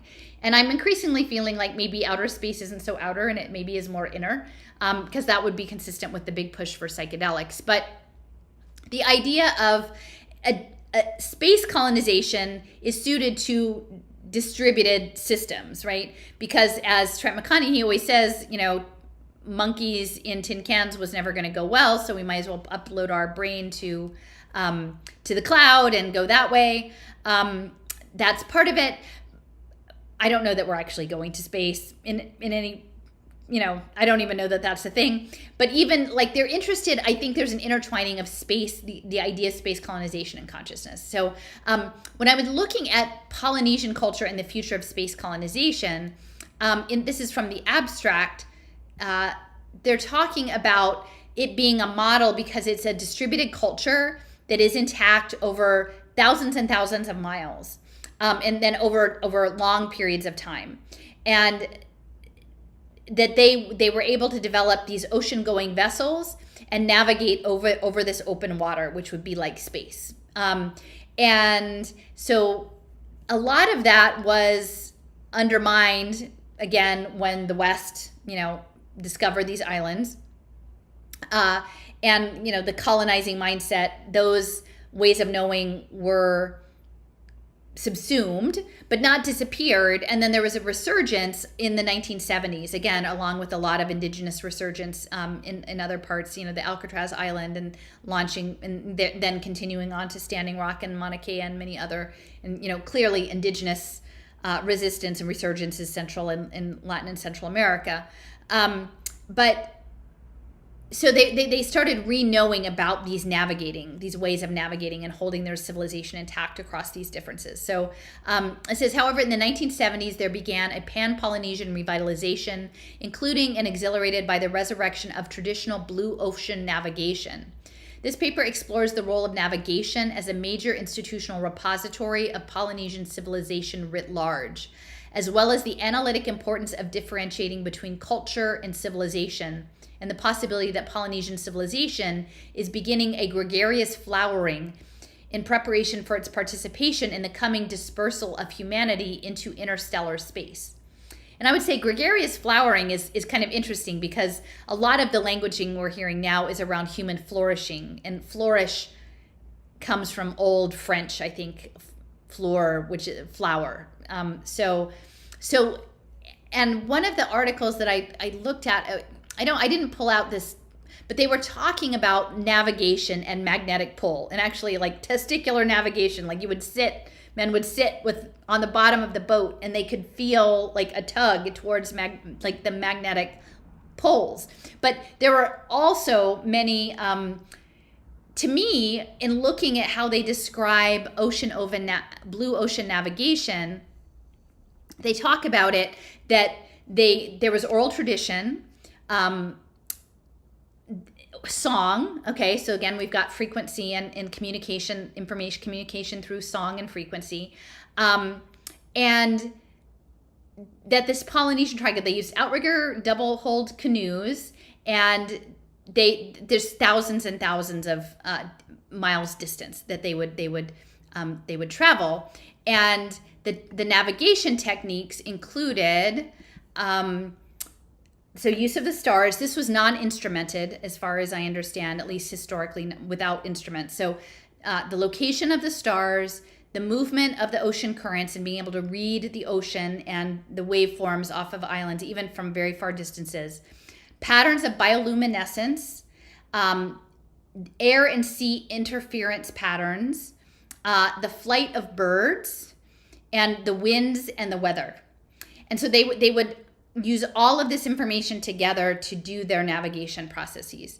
And to me, that feels a lot like systems thinking.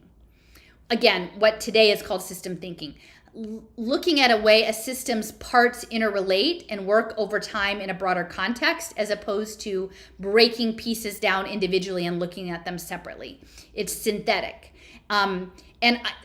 Clearly, I mean, I don't want to bring those amazing talents down by calling them systems theory, but I can imagine, again, if you're a systems theorist, you would be very interested in people who had that capacity. Intergenerational capacity to think situationally in context and through systems. And so this is a playlist that I made. I was revisiting, this is Jim Heckman's gathering of his social emotional learning people at the University of Chicago. And this one I hadn't paid close attention to. There was another woman from Educational Testing Service, and she was talking about cultural competencies. And again, I keep thinking about Levin's use of competencies and cellular competencies. And I swear, I think that she did a program that was with the military and using gaming to practice cultural competencies for Army officers or something like that, and doing that in a video game. I couldn't find that one, but I found this one instead. And he's talking about psychometrics and using SimCity and sustainability with middle school students to learn about systems thinking. And it's clear that there's a great interest in instilling the idea of systems thinking in young people and in teaming. So I feel like if you were interested in that as a psychometric profile, as a competency, that the Polynesian culture of Hawaii would be of interest. And again, Hawaii is a center for competency-based education. You can see up here, this is the Board of Education Hawaii meeting minutes from 2015. They're all pitching competency-based education coming, and that's project-based learning. Here in this report, they're directing people to other states, including Maine, Vermont, and New Hampshire, and Colorado, which are all leaders. And clearly, Colorado is leader in blockchain, and Maine was the leader after Chugach, Alaska, in the competency-based education development. Talking about personalized learning, anytime, anywhere. Again, that works with video game design and student voice. So the authenticity is about, again, building out your digital twin, building the competencies so they'll know where to plug you into the game. I had mentioned before the charter schools that were focused on indigenous culture, and there's several, but one of them includes Malama Honua in Waimanolo, Hawaii, public charter school for K-8, 165 students, a Hawaiian culture community-focused project-based learning community. Again, so that's how you find out about the children. And then, let's see. This is just, so Ted Dintersmith is busy bringing this to Hawaii, and he's a venture capitalist, and he's bringing it to North Dakota and Hawaii. And so he jumped on one of my blog posts from years ago, 2018, and he talks about, no, he's a super good guy. He's very well-meaning. He's not doing anything untoward. He spends his time doing his best to help all the schools in North Dakota and Hawaii. And he spends his time on the UN Foundation Model UN Initiative and Learn Fresh, helping students master math through an in-school board game based on basketball. So Dintra Smith is in Hawaii. Here's just another blog post talking about that he showed up in Hawaii in 2016, and he's visited the island 13 times, although I guess if I were a venture capitalist, I would look for an excuse to come to Hawaii. It's so beautiful. And he's working on sustainability, project-based learning relating to sustainable development goals, but he's paired with the Hawaii Venture Capital Association. So again, doing it for impact finance purposes. Oops. Sorry about that. And so here is Ted's LinkedIn. Here he is, a delegate to the United States Department of State, U.S. United Nations mission. And he did that in 2012, focused on global education issues, collaborating with UNICEF. And again, UNICEF is connected to blockchain, and the UN Foundation and the Secretary's Office of the UN. So Ted is down there. There he is, successful venture capitalist, spending millions of dollars to help students learn. And but again, in Forbes, the headline on this is how a former VC wants to disrupt American education. And so yes, it is a disruption for project-based learning. And KnowledgeWorks, which is really the leader, KnowledgeWorks and Strive Together, Cradle to Career Pipeline, both based out of Ohio, Cincinnati, Ohio. Their leads, and I still am on their email list, and so they submitted a new report. Really, if you want to know where things are headed, at least with education and its interface with technology, just sign up for their emails and look through their white papers, because they just tell you. But they're pitching iLearn, which is essentially built off U.S. Naval Research Lab program called PAL, which is an AI-assisted learning device for personalized learning. Only in this case, they're pitching a future where the PAL is actually the child, the AI is the thing, and the PAL is the child, and the PAL teaches the AI. And essentially, I'll read just a little bit of this. Now, remember, this is about wearable technology and signaling and coordination. So getting children used to being steered by an outside agent that's listening, that they'll have like in their ear or in a plush stuffed animal companion or something to tell them what to do next and guide their thinking so that they arrive at the right answer. And we have to understand this in terms of agents in collective computation, I believe. PALs can select their iLearn physical form to accommodate different developmental strategies, needs, and lifestyles. For example, iLearn can start as a plush toy for a toddler and then be inserted into a compatible bracelet during preschool years. A bracelet, right? It's like a handcuffs, your tracker device. Or it can take the form of a watch, earrings, or glasses for teenagers and young adults. This shape-shifting ability allows iLearn to stay by its PAL's side and nurture lifelong learning skills. As iLearn spends more and more time paired with its PAL, it understands better and adapts to its PAL's unique cultural, again, culture is really important, and I think a lot of the critical race theory and the emphasis on culture is about highlighting culture to get it into the machine for machine computation purposes, to adapt to its PAL's unique cultural and accessibility needs, thought processes, life changes, and emotional, mental, and physical well-being preferences. When its PAL asks a question, iLearn won't just provide an answer. Instead, it will support and nudge its PAL until they find a satisfactory, evidence-based answer together, right? And so the PAL is essentially like your extended self that is just monitoring you and bossing you around throughout the rest of your life. And they're conditioning the children to that. But why would they be doing that? It's not just because they're excited about controlling children. It's that they're interested in using the creativity of children and harnessing it into collective problem solving, into complexity and emergence.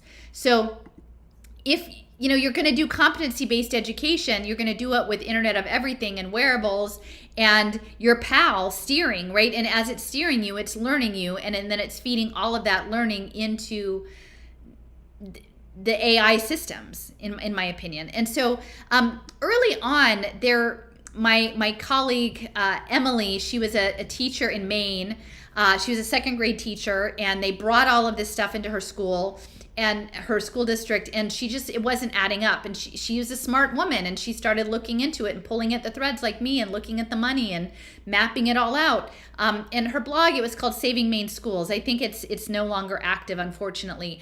But she documented that what was coming in terms of competency-based education to Maine, it came from Alaska.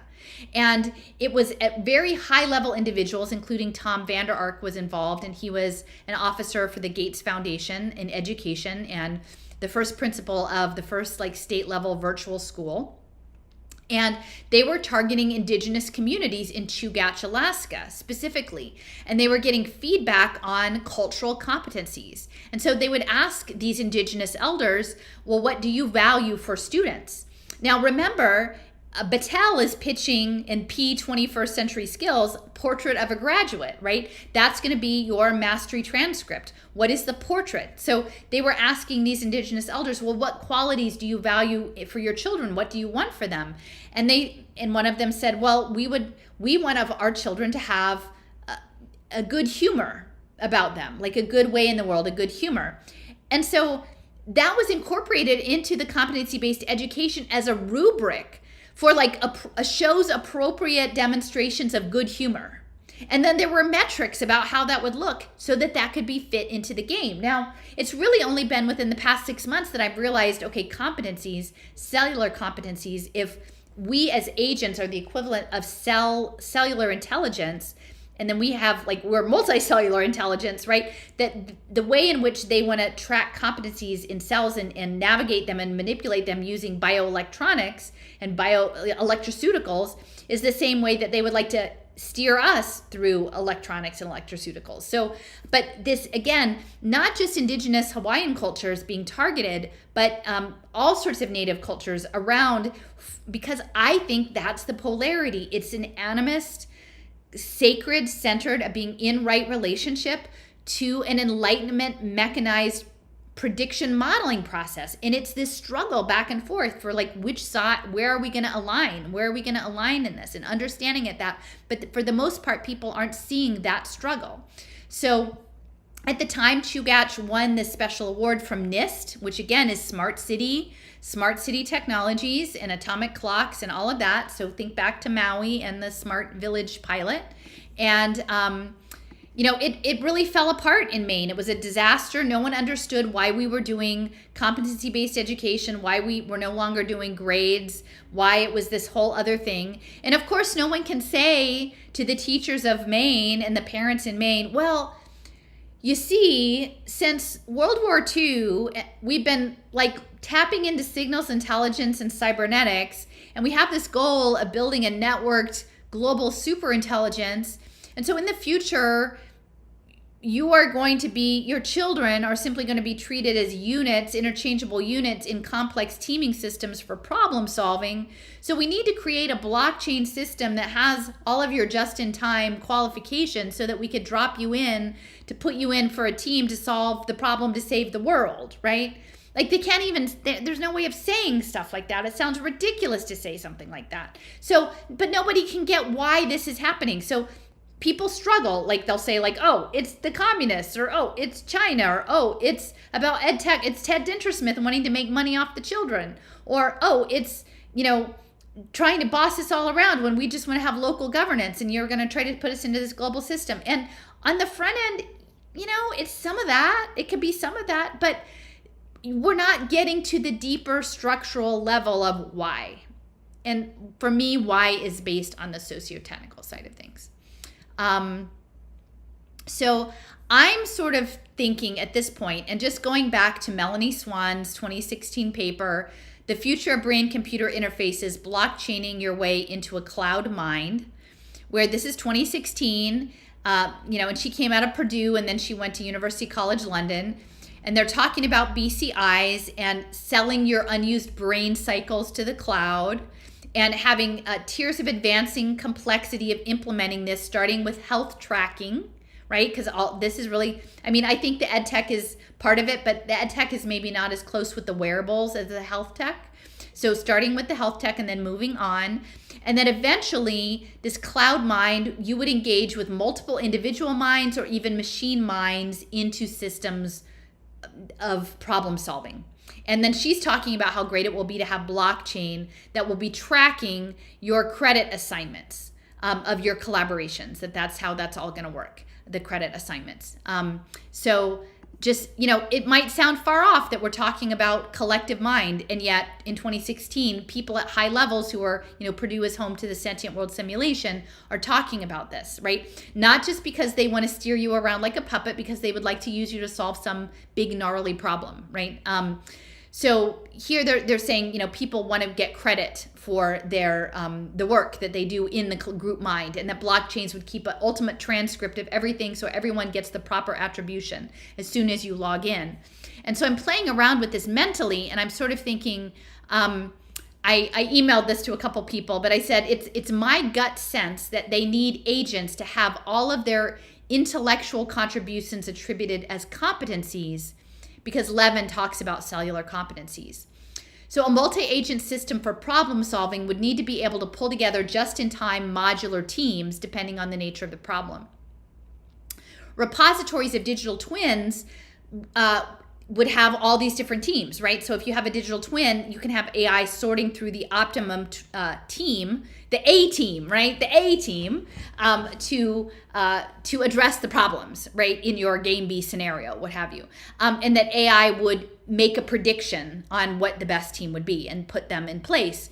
And that the idea that global platform gig labor combined with UBI, right? So you get this baseline, you don't get to live in a flourishing way, but you get to subsist with a UBI. And then your position on the teams based on your competencies, that would be dropping in this additional gig labor for problem solving. And so that's what I think the mastery transcripts are in the skill badges. It's for problem solving. But through this problem reaction solution, we're going to get to micropayments and digital identity. And so I would just ask people, when you're listening to the common narratives around AI, right, and around copyright and intellectual property, not that I'm saying that it's okay for them to scrape all that data and use it without any compensation, but ultimately they want us to all accept a digital identity and to get paid in micropayments. That's where it's driving. And if that's what it is, then we, in our micropayment revenue stream, we have our digital identity and we have our competencies attached to us, and they're in aggregate for this universal teaming. And I think that's where the system is actually going. So I would just caution people when they're focused on the AI system to understand that it's more complicated than it is a problem reaction solution, and the solution they want is that we get a digital identity. So I'm just gonna pause here for a minute and get a little bit of dinner.